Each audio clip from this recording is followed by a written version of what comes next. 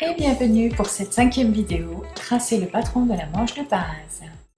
Jusque-là, nous avons relevé correctement les mesures, tracé le patron de base et procédé à son ajustement grâce à l'essayage. Nous pouvons donc tracer le patron de la manche. Ah bah c'est pas trop tôt, hein. Il était primordial que le patron de base soit parfaitement au point, car nous nous appuierons sur lui pour 3 des mesures utiles. Nous aurons besoin de la longueur de la manche, de la profondeur d'emmanchure, de la longueur d'emmanchure devant et la longueur d'emmanchure dos. C'est une mesure qu'il nous faut relever sur le corps. Partant du point repère sur le bord de l'épaule, relevons la longueur totale de la manche. Et relevons également la longueur épaule au coude. Profitons-en pour relever le tour du bras, du coude et du poignet.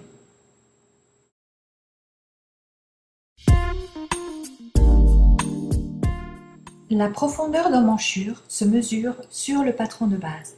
Placez le dos et le devant de votre patron de base côte à côte sur la table, de sorte que les lignes horizontales soient bien alignées. Reliez les deux bords d'épaule par une ligne droite, en rouge ici sur l'exemple, et partant de sa moitié, tracez une ligne bien perpendiculaire jusqu'au bas de l'emmanchure.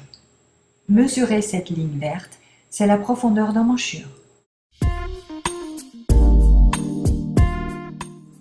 Pour la longueur d'emmanchure devant, tenez votre mètre ruban sur la tranche tout autour de l'emmanchure devant.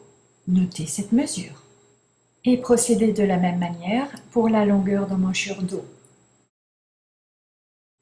Pour une fois, prenons un exemple. Supposons que vous obteniez ces mesures-là. Prenez une feuille de la longueur du bras plus 10 cm et de la largeur du bras plus 20 cm. Bien au milieu, tracez AC, c'est la longueur de la manche. Puis, posez le point B tel que AB est égal à la profondeur d'emmanchure moins son 1/5. Puis, posez la ligne BD bien perpendiculaire telle que BD est égal aux 3/4 de la longueur d'emmanchure devant. Inscrivez le mot devant.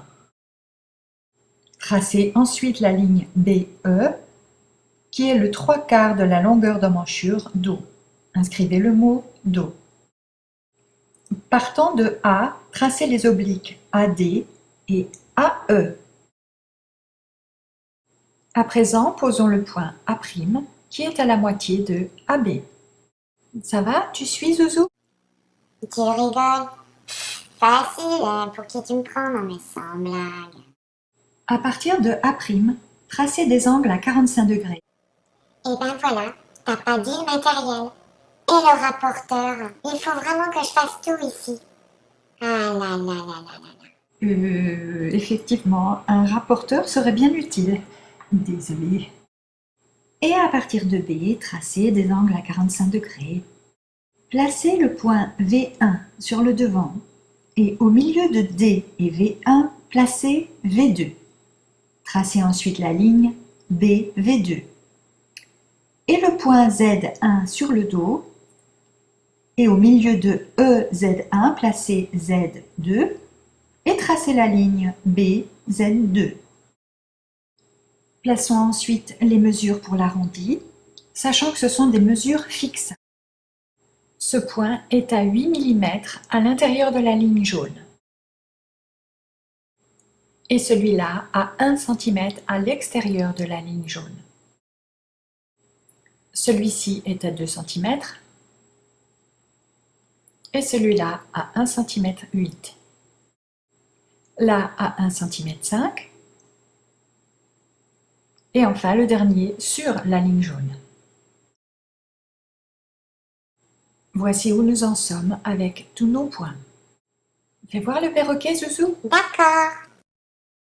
Car il ne reste plus qu'à tracer l'arrondi de la tête de manche avec le perroquet. Comme ceci. Appliquez-vous, prenez votre temps. Apportez tous vos soins à la tête de manche. Ainsi, la manche sera bien ajustée. Et voilà. Oh. À présent, le poignet. Comme il s'agit d'une manche de base, faisons au plus simple. Portez la mesure du tour de poignet plus 5 cm et reliez le poignet à la tête de manche. Notez que le point A est un cran de montage et un cran correspond toujours à un autre repère. Ici, le point A correspond à la couture d'épaule sur votre patron de base.